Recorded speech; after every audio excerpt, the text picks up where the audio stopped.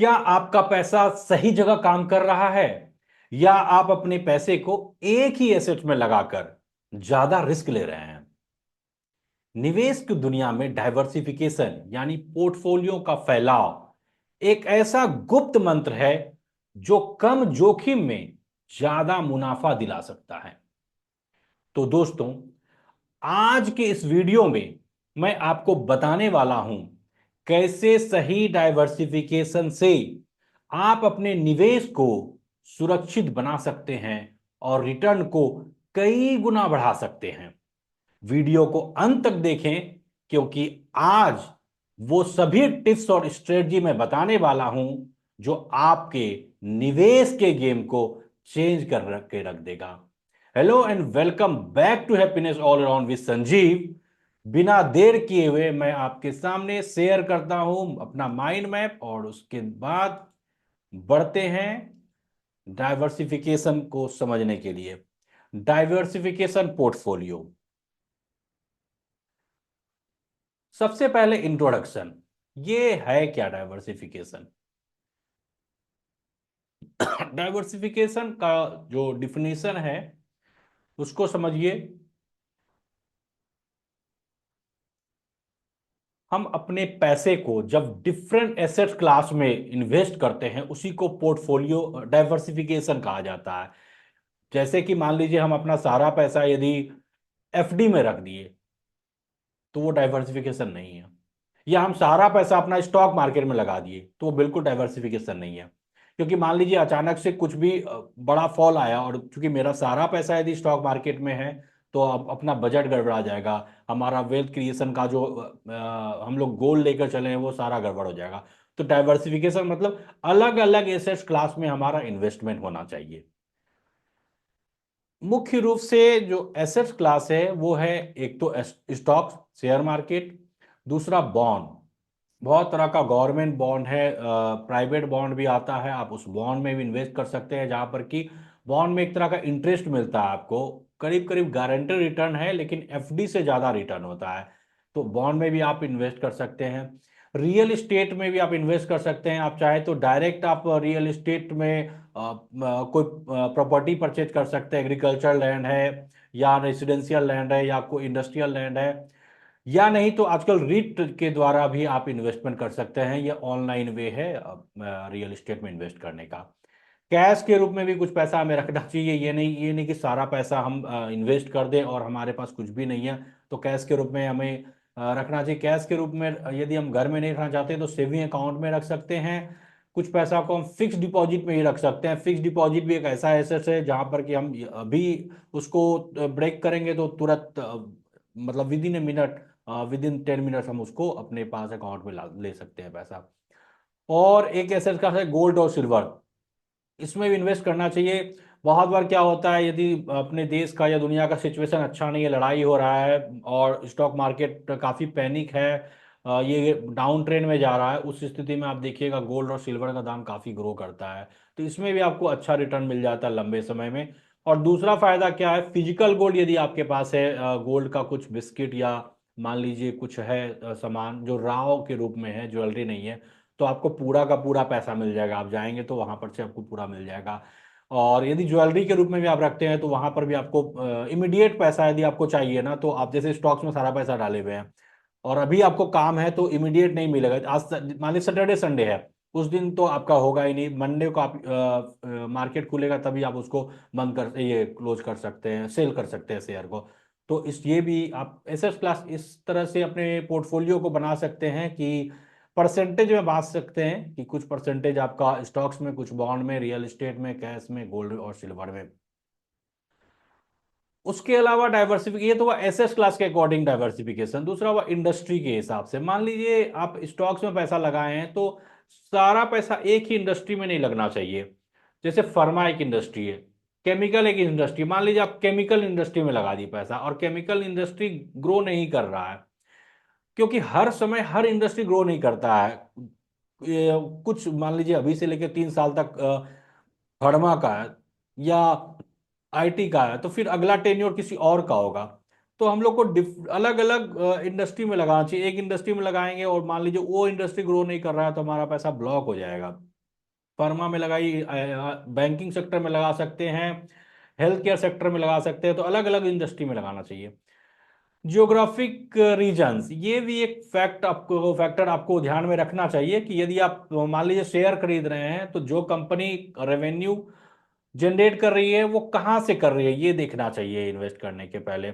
यदि वो डोमेस्टिक रूप से जनरेट कर रही है रिटर्न, अपना रेवेन्यू जनरेट कर रही है, यानी कि सिर्फ इंडिया से ही है, और मान लीजिए यहाँ पर कुछ प्रॉब्लम चल रहा है अपने देश में, तो उस समय हमारा पोर्टफोलियो बिल्कुल स्थिर हो जाएगा।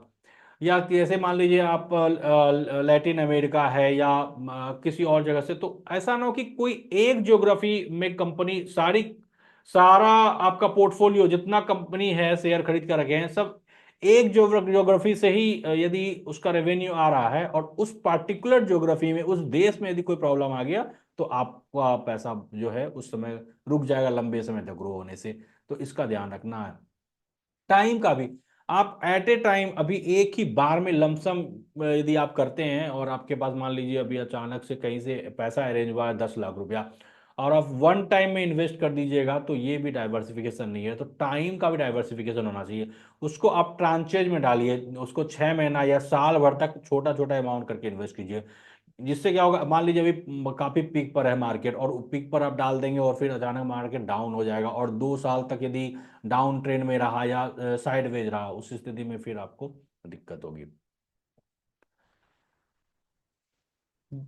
उसके बाद है ये तो हो गया इंट्रोडक्शन, डिफिनेशन हो गया। Importance in reducing investment risk.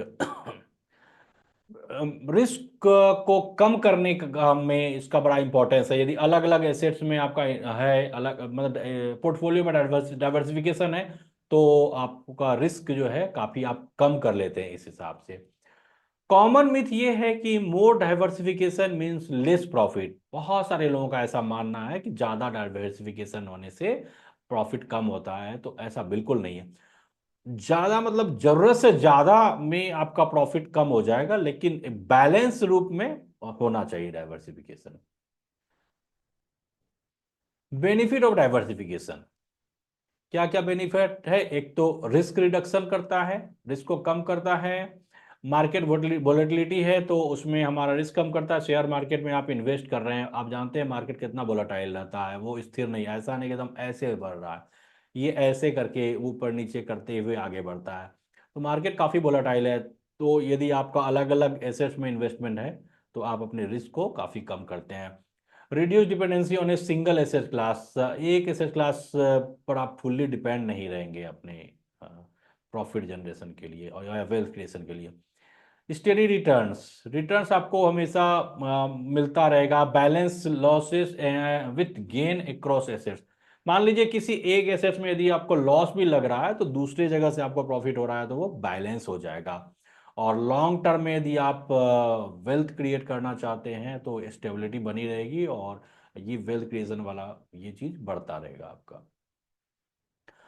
Protection against inflation, inflation के अगेंस्ट आपको प्रोटेक्शन भी देता है। डाइवर्सिफिकेशन होगा तो आपको, जैसे मैंने बताया, यदि आप गोल्ड और सिल्वर में इन्वेस्ट करते हैं, स्टॉक मार्केट ग्रो नहीं कर रहा, उस समय आपका गोल्ड सिल्वर में आपको जो है पैसा ग्रो करेगा।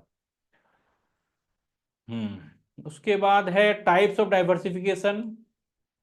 तीन है इसका टाइप्स। एक है अक्रॉस एसेट क्लास, सभी एसेट क्लास में आपको करना चाहिए। किस किस तरह का एसेट क्लास आता है?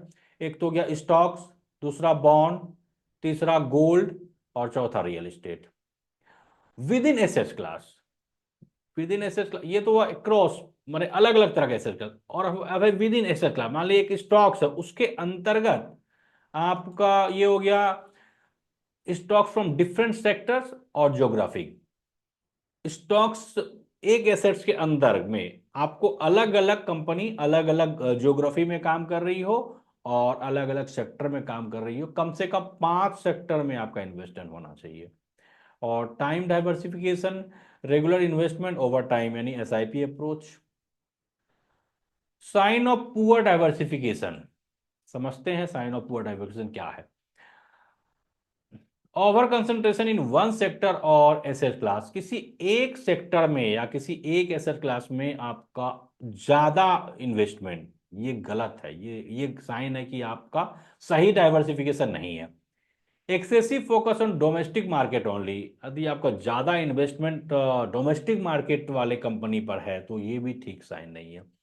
इग्नोरिंग अल्टरनेटिव इन्वेस्टमेंट बॉन्ड और रिट्स, यदि आप मान लीजिए पूरा का पूरा स्टॉक मार्केट इन्वेस्ट कर रहे हैं, बॉन्ड या रिट ये सब में यदि आपने इन्वेस्ट नहीं किया है तो ये भी पुअर है, साइन है आपका डाइवर्सिफिकेशन का। Risk of over diversification, over diversification का रिस्क समझते हैं। इस इसके diluted returns due to excessive investment, यदि हम जरूरत से ज्यादा डाइवर्सिफिकेशन कर देंगे ना तो उससे क्या होगा कि हमारा रिटर्न पर इंपैक्ट पड़ेगा, जो पहले मैंने बताया कि ओवर नहीं होना चाहिए, बैलेंस रूप में डाइवर्सिफिकेशन होना चाहिए। Harder to track and manage, track कर पाना, मैनेज कर पाना, इतना ज्यादा आपने ले लिया, बहुत अलग अलग तरह का एसेट्स में आपने इन्वेस्ट कर दिया, आप ट्रैक ही नहीं कर पाएंगे उसको, मैनेजमेंट काफी मुश्किल हो जाएगा उसको मैनेज करना। इंक्रीज कॉस्ट, कॉस्ट भी उसका फिर बढ़ जाएगा, आपका जो ट्रांजैक्शन फी है, फंड मैनेजमेंट चार्ज है, ये सब आपका बढ़ जाता है। How to start diversifying your portfolio, कैसे आप स्टार्ट करें डाइवर्सिफिकेशन पोर्टफोलियो का। तो अब सबसे पहले मूल्यांकन कीजिए, असेसमेंट कीजिए अपना करेंट पोर्टफोलियो की, ये डाइवर्सिफिकेशन है कि नहीं आपके पोर्टफोलियो में। यदि नहीं है तो आप उसमें कहाँ गैप है, किस सेक्टर में आपका इन्वेस्टमेंट नहीं है, आप उस गैप को चुनिए और वहां इन्वेस्टमेंट स्टार्ट कीजिए। सेट फाइनेंशियल गोल, अपना एक फाइनेंशियल गोल डिसाइड कीजिए कि क्या आपका फाइनेंशियल गोल है, और उसके हिसाब से किस तरह का स्ट्रेटजी होना चाहिए डाइवर्सिफिकेशन का, और जो कि आपका रिस्क टॉलरेंस को भी सेटिस्फाई करे और आप गोल को भी अचीव कर पाइए, उसके अकॉर्डिंग बनाना होगा। और है फिर gradual implementation, step by step implement कीजिए, ऐसा नहीं है कि एट ए टाइम आप डाइवर्सिफिकेशन के लिए सारा का सारा पोर्टफोलियो आप एकदम सब जगह से निकल जाइए, बंद कर दीजिए। धीरे धीरे आप 1 साल का टाइम लीजिए, 6 महीना का टाइम लीजिए और उसमें आप अपने पोर्टफोलियो को डाइवर्सिफाई कीजिए। अब लास्ट अब कंक्लूजन देख लेते हैं। कंक्लूजन ये है कि diversification is key to optimising returns and reducing risk, diversification एक की है जिससे आप अपने रिटर्न को बढ़ा सकते हैं और रिस्क काफी कम कर सकते हैं। और well balanced portfolio grows wealthy sustainably, जो वेल बैलेंस्ड पोर्टफोलियो होता है वो आपके वेल्थ को बढ़ाता है और स्टेबल लगता है, लंबे समय तक आपको माने बढ़ाता रहेगा, कंटिन्यूटी रहेगी इसमें। और ये ट्रूली लिवरेजिंग डाइवर्सिफिकेशन और लिविंग मनी ऑन टेबल। अब आप देखिए कि आप अब डाइवर्सिफिकेशन का फायदा आप उठा रहे हैं या आप सारे पैसे को एक ही जगह लगा करके छोड़े हुए हैं। चलिए आज के इस वीडियो में इतना ही, मुझे उम्मीद है आपको मेरा वीडियो पसंद आया होगा और आप आज यदि डाइवर्सिफिकेशन आपके पोर्टफोलियो में नहीं है तो आप स्टेप लेकर के डाइवर्सिफिकेशन आज से ही स्टार्ट करेंगे। आप कमेंट के माध्यम से बताइए कि आप किस किस एसेट क्लास में इन्वेस्ट कर रहे हैं। Thank you so much. Channel को सब्सक्राइब करना, वीडियो को लाइक करना, कमेंट करना ना भूलें। Thank you so much.